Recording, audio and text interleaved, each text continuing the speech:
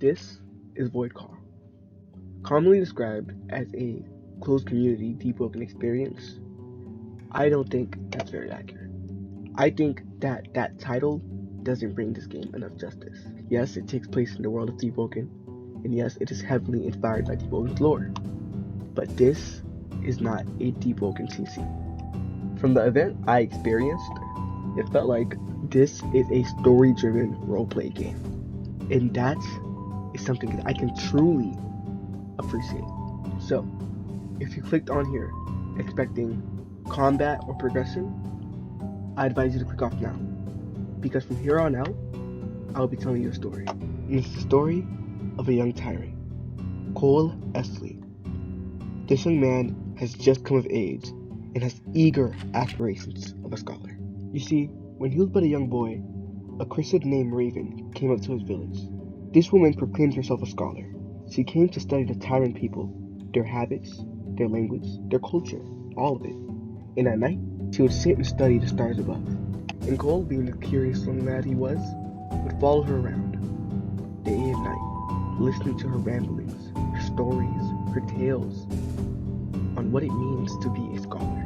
And while his time with Raven was brief, it left a mark on him, a seed. And from then, he would devote himself to the path of a scholar. He soon read every book in his village, every nook, every cavity, where he could find knowledge, where he could learn something, he went. But you see, in such a small village, you could only learn so much. And so, once he came of age, he decided not to follow his father's footsteps as chieftain, but to set out and follow the path of a scholar. And now here we are. Now that you know who Cole is, let's see where his wandering gets him. After days of travel, he finds himself in Canehurst County, a place completely alien to him, but that only leaves more to discover. His first order of business is finding a library. When Cole's teacher, Raven, came to the mountaintop for the first time, his first stop was the library. From now on, when I say teacher, I'm addressing Raven. Raven told Cole that as a scholar, his first task when finding anywhere new is to locate a language barrier and shatter it. And the quickest way to do that is with books. And so, he approached a kindly young Felinor. From the conversation, he learned that the Felinor was also a traveler. While he was looking for natives, he felt a sense of relief to know that he wasn't the only outsider in this land far from home. Cole, nearly forgetting his manners, quickly introduces himself. And from there, he learns the Felinor's name, Eliza. But Eliza had no knowledge of a library. And so, Cole went on his merry way. He then repeated this process, asking left and right, starting with guards, then clergymen, and then locals, but it was all to no avail. In his search, he was approached by people of the church. They offered him soup, but he quickly declined. Cole's teacher, Raven, shared with Cole why she never ate mushrooms. You see, mushrooms are a lot like people. They breathe, eat, drink water, communicate, and have town-like structures. So to her, eating mushrooms is just like eating a little person. And after that, Cole strayed away from them. The church people were interesting.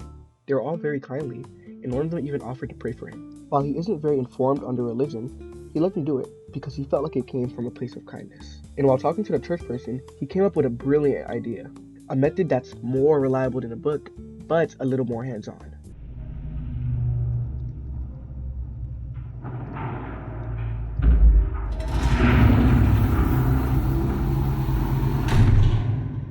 A strange sound was heard all across the district, interrupting their conversation. Cole was shaken for a bit, but it was just a fleeting thought. Anyways, back to the idea. Cole had the wise idea to shadow one of the church people. He realized that every conversation he heard had something to do with the church, and so he assumed the church is a central power in this area. So learning more about the church will teach him more about the culture of these people and how their lives are day to day. And it seems like the Christian he was talking to was very open to this idea, even suggesting themselves. And this was perfect for Cole. But their conversation was interrupted. A high-ranking church member came up to them and spoke of murder. Murder? Cole was shaken. Was that involved with the noise he heard earlier? And to add on, due to this incident, all church duties are postponed, and the situation was far worse than what Cole had thought. A guard murdered a church member in broad daylight. On paper, it sounds malicious, but now Cole was curious. Is there an internal conflict? What's going on? Various thoughts began to flood Cole's brain. Who? Why? What could have possibly brought a guard to kill a churchman? So many different questions, but Cole was going to find answers. Being overwhelmed with his thoughts, he didn't realize the Inquisitor leaving. And he also disregarded the appearance of another Christian. Those two embracing each other brought him back to reality. While church duties were over, Cole was still determined to shadow this Christian. If anything, this was better for him, an account on a more personal level, without the gaze of the church. No one to judge them, just to see what they do on their own. And digging a little while researching wouldn't hurt anyone, would it? And so, Cole follows the Christian, whose name is Ash. From following Ash, he observes that it's very common in their practice to go up to people, offer him soup and prayer. And from what he observes, these people are usually overjoyed from this offer. While watching, Cole writes down little notes in his notebook. There are questions he wants to ask, but he can't ask at the moment because she's currently in service. Everything was going well until, unfortunately, Cole lost Ash. He was writing down notes in his journal and couldn't find where she went. She couldn't have wandered far, so he went searching. While wandering, he observed a lot. The city didn't die at night. Everyone was still out and speaking to each other, which is strange because someone just died. But still, he was lost in this unfamiliar place. But he wouldn't just sit by hopelessly. He went and took advantage of the situation. He went around listening in on other people's conversations, writing down notes, finding out whatever he can about what's going on. And from what he heard, there's some kind of internal conflict going on between the church, criminals, and soldiers. And not to mention, the violent crime rate here was at an all-time high. Eventually, he found Ash, and he had mountains of questions to ask. You see, Cole believes in the notion that there are no dumb questions. Ask every question possible, or ask no questions at all. And that's because Raven taught him, if you ask every question, you'll find every answer. And so, he asked about the soup. The soup wasn't some religious practice. It was just a kind gesture of the church. Their way of bringing a little light to this very dark world. And from this interaction, he also learned a little more about Ash. Apparently, Ash was orphaned at a young age. She lost all of her family, and the church was there to help her. She told me about how this church raised her, and is basically all she knows. And today was her special first day of service. Though it was unfortunately cut short due to the unforeseen series of events. But even still, Cole reassured her that she was doing great from what he's seen. That's because she seemed so very passionate about all of her duties. So he did some more brain picking.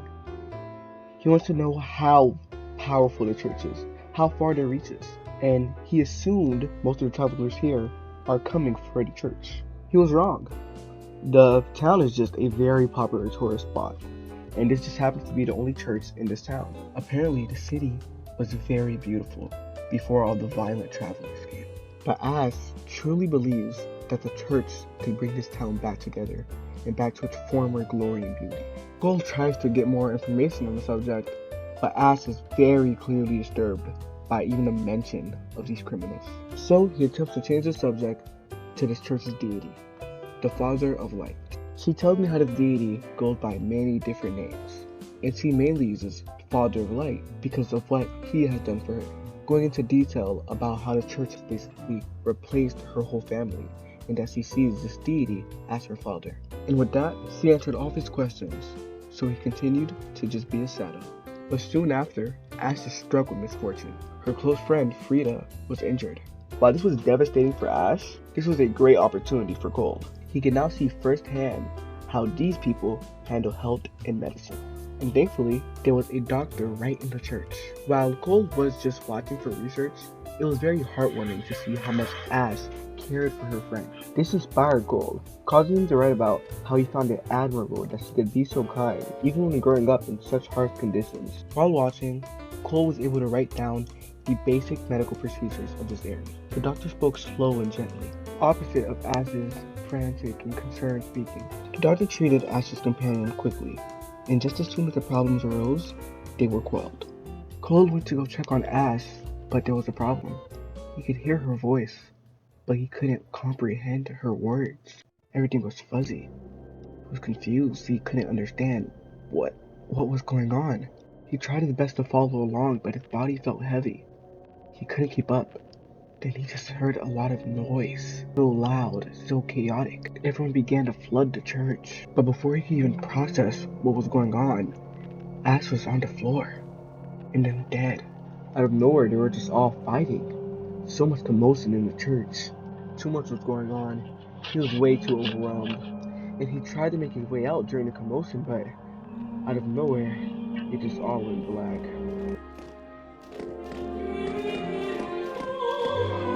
What?